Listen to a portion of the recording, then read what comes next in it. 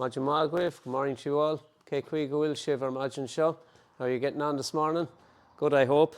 Now, for anybody that's following me on this little project that I'm doing, the plunge pool, I'm on the lid of it, and the process I have for the lid is what's called coopering. Now, you're probably all familiar with seeing whiskey barrels or vats, and this is the process that's used for putting them together.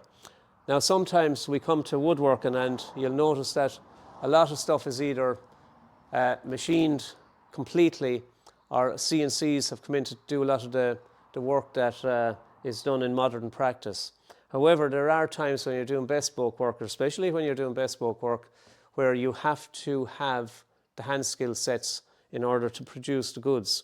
And this is a case in point when you're coopering, because even though we've got a circle here with all individual pieces going into it, you'll notice that there's a slight raise on it there, and that's to run the rain off it when it goes into its situ, when it goes in situ to function, I mean.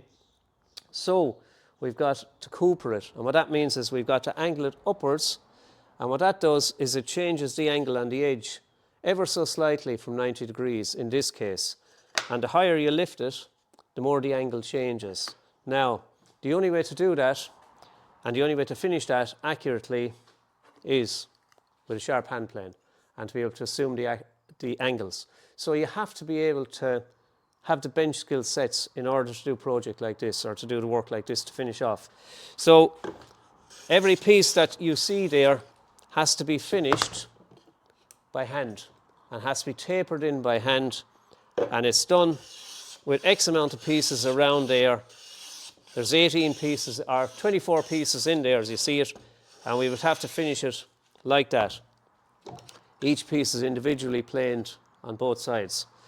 So this is what I have here. I've sizes and I've limits, and each piece comes in and they're lettered to identify each piece.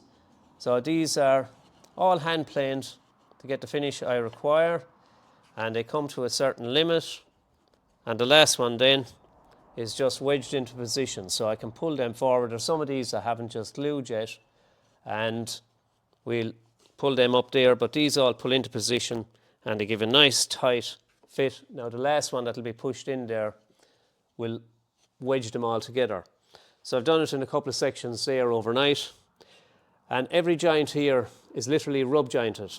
So the accuracy that's required for this means that every two edges that go together there, we put glue on them, and literally we will rub the glue together there to create a vacuum between the two surfaces there, and that is enough to hold it permanently in position.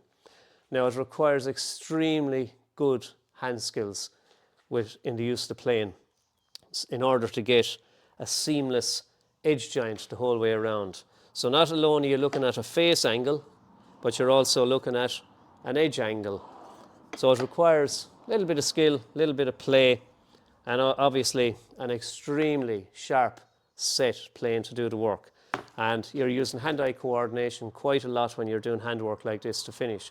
So this is one of the processes where you can't use machinery in order to get the actual curvature properly. You can cut out these ones, but to get the edge, then it must be finished by hand. Now maybe there is a way of doing it on a CNC with the axis, I'm not sure.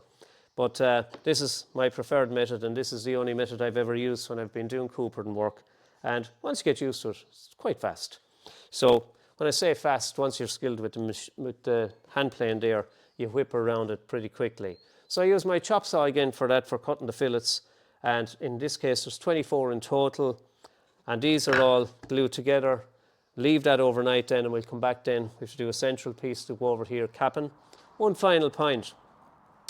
People might ask, why not extend them in the whole way? And the reason for that is that you would end up with what's called a feather edge, and that wouldn't be stable at all. In other words, it would actually split over time, or it would separate, simply because the moisture in it here at this point would evaporate very quickly compared to down at this point. So the theory and the knowledge of wood and the understanding of how wood operates, it's macroscopic, by the way. It's like us. We're living, breathing beings. Even wood in its second state, when it's felled, it's a breathable material. It expands and contracts, so the wood itself breathes. Now, Sinead on lawn you, that's all I'll show for today. I'm ready to rub joint them now, glue them up, push him into position, that's enough to hold it. Leave it overnight and I'll come back in it then again. Or imagine tomorrow morning for that. So, Sinead Dunlaw and you. That's all I do for today. Mahu as vacant. Good on you for looking. Tug the bug, eh? Take it easy. Slán go fóill. Bye for now.